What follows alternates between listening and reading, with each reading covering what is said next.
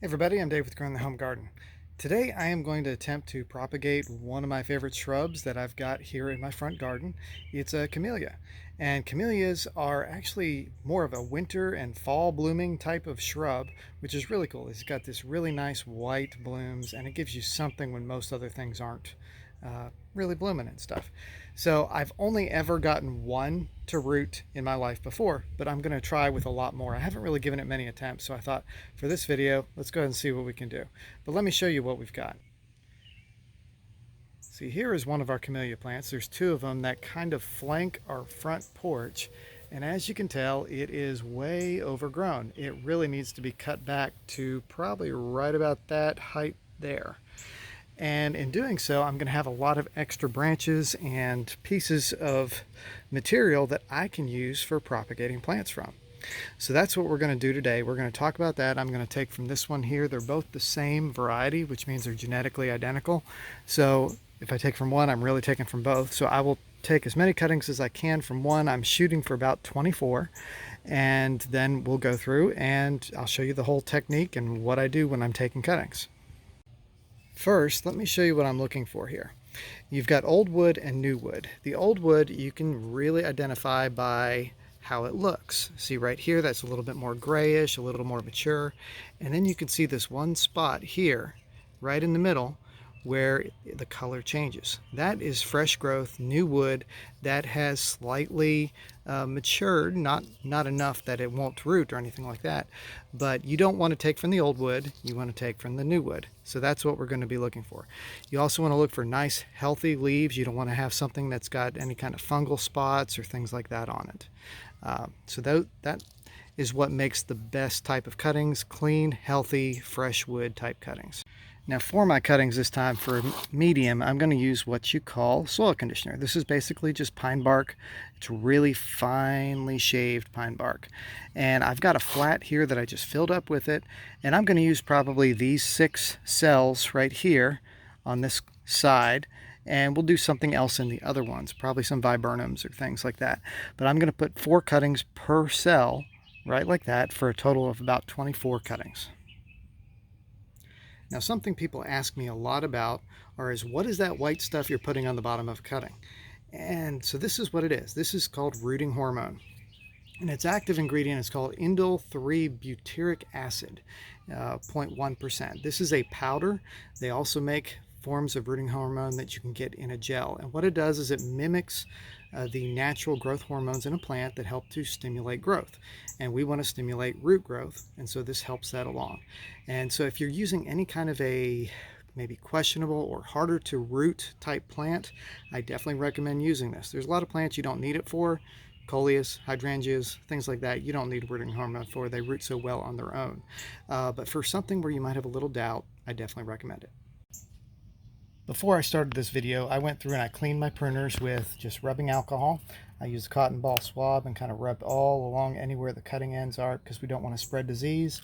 And I had a pretty dirty set of pruners to begin with. They're better, but you can tell they're still stained and stuff.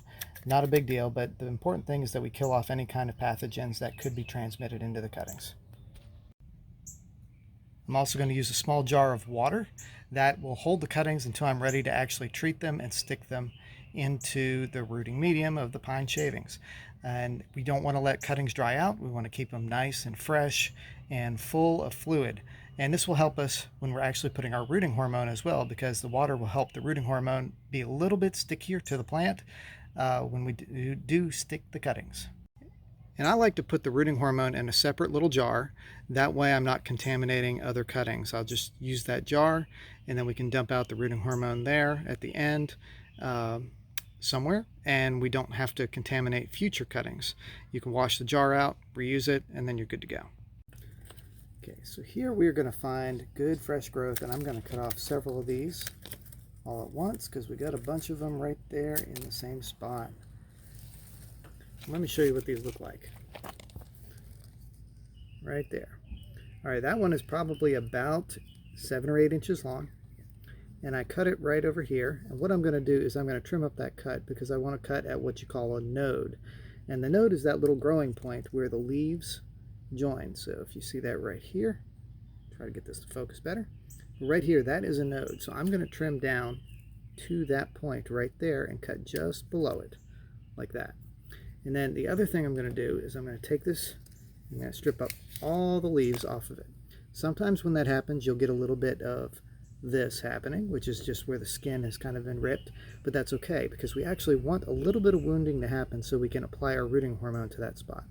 So until I'm ready to do all the cuttings, I'm going to plop it in that little jar, and we're just going to go through and take about 24 more cuttings just like this.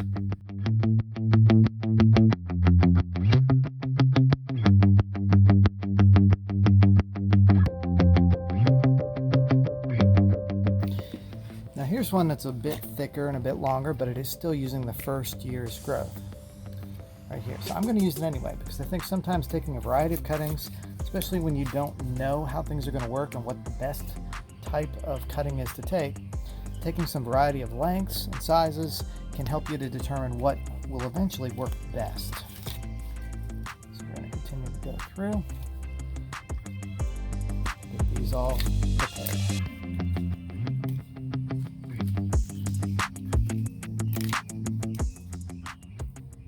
Sometimes you can leave 2 leaves, sometimes maybe 3, and sometimes cut back a little bit to better looking growth.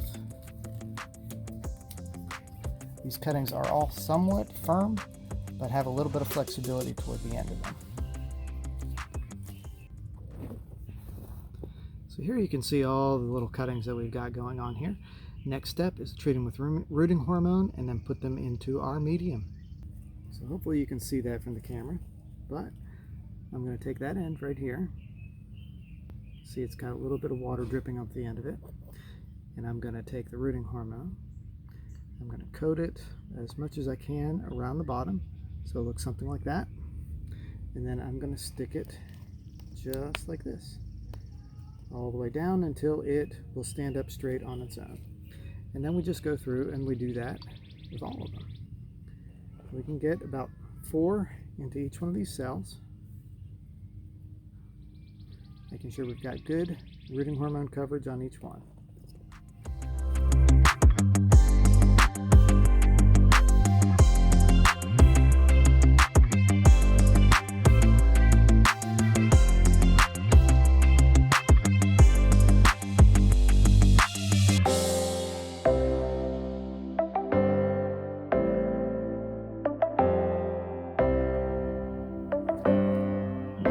Recommend working in the shade because the more sun you have, the quicker things will dry out. Plus it's nicer to work in the shade, more pleasant. And I think I'm going to need to take more cuttings. I didn't get enough the first time around. That is perfectly fine. I got plenty to go for.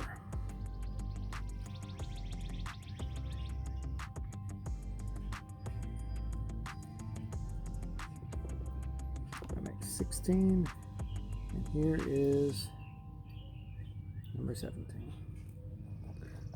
Let's go get a few more cuttings and I'll be right back. Okay guys, there you can see I've got all the cuttings set up here in this tray, just like that.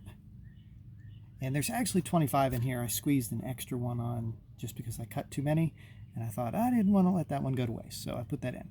The next step here is to make sure that they are all nicely watered. We're going to water in the soil medium as well as spray the leaves lightly. Most of your water loss in leaves is going to occur through the leaves. Let me rephrase that.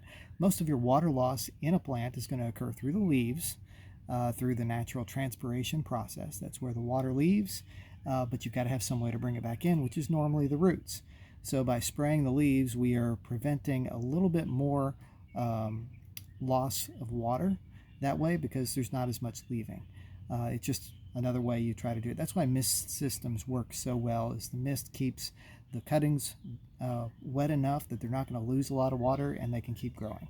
So that's the next thing. We're going to go ahead and do some watering and then mist the leaves, and then we'll be ready to wait and watch these grow. So here I'm just giving the cuttings a good mist and watering in the soil at the same time. This will need done daily at the minimum, probably more frequently than that. Now if you're just outdoors, I recommend putting it into a shady area like here. It's going under our Japanese maple tree in the back on this little table, and I'll just leave it there until we see some good rooting happening. Now I also have the tray put into a second tray which doesn't have any holes in it, so it will retain some water. Hopefully not too much water. If it does rain or something, I'll have to come out and empty it, because we don't want to have the cuttings just sit and then rot. That would be a bad thing for doing your cuttings. And there you have it. That is simply what I'm doing to see if these camellia cuttings will root. We'll know probably in about 6 to 8 weeks if any were successful. It may take even longer than that. The one I did root, I had to leave over the winter and into the spring of the following year before it actually put on any kind of roots. So we'll just have to see what happens and give you some updates later on in a couple months when these are hopefully still alive and thriving and rooting. That's what our goal is. So anyway, I'm Dave with Growing the Home Garden. If you enjoyed this video and want to see more, hit the like button, subscribe, and I'll catch you next time on Growing the Home Garden. Thanks for watching.